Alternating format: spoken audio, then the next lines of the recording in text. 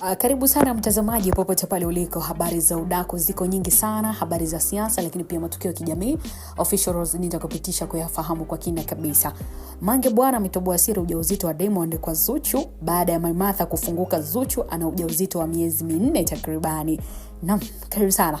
Ni maneno ambayo yamekuwa yakizungumzwa chini kuhusiana na swala la ujauzito wa Diamond Platnumz kwa Zuchu. Kila mtu amekuwa akizungumza lake mtandaoni. Wapo wanaodai kuwa ni kiki, washazoea kiki zao.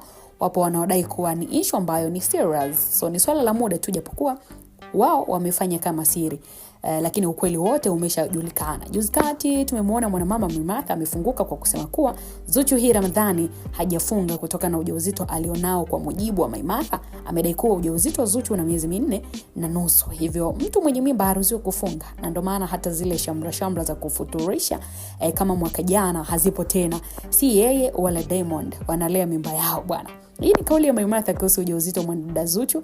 Tena anasitiza kuwa hii sio kiki wala sio drama, ni swala la muda tu. Zuchu ana ujauzito wa bwana mkubwa Diamond Platnumz seriously. Lakini tukaangazia mtazamaji kwa upande wa Diamond Platnumz mwenyewe. Kiukweli hajawahi kuzungumzia lolote kuhusu huo ujauzito wa mkewe Mama Diamond, pia wala mama yake Zuchu bibi Khadija Omar Kopa. Hawajawahi kuzungumza chochote licha ya kuwa ujauzito una miezi 4.5 kama ambavyo amedai mwanamama Maimartha.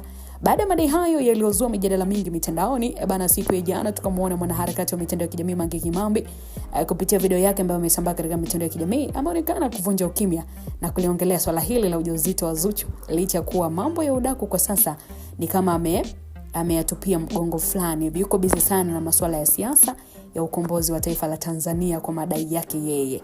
Mange bana amedai kuwa hii ni drama kama zilivyo drama zingine na wawapotezee, kwa sababu wawili hao wanaonekana kupoteza ushawishi mitandaoni. Mashabiki hawana tena muda nao. Wameona bora kuja na kiki hiyo nyingine tena kupitia media za udaku ili kutake advantage, warudi tena katika mji wa kuongelewa. Lakini Mange amezidi kuwasitiza wa Tanzania kuendelea kuwafungia vioo na kusema kwamba hakuna ujauzito wowote ule kwa Zuchu, na Diamond hana uwezo wa kumpa mimba mwanamke. Ndio maana pia alizaa haraka ili kuziba hizo fedheha kutokana na mambo yake ya kumiliki mali, umaarufu ambao si sawa. Hivyo hakuna mimba ya Diamond Platnumz kwa Zuchu, na Zuchu akisema abebe mimba kwa mtu mwingine ndo utakuwa ni mwisho wake wa kukua pale Wasafi. So Mange ameongeza na kusitiza kuwa ikatokea Zuchu akipata ujauzito, bila shaka sio wa Diamond Platnumz, maana Diamond kwa sasa yeye hana uwezo wa kumpa mwanamke ujauzito yeyote yule.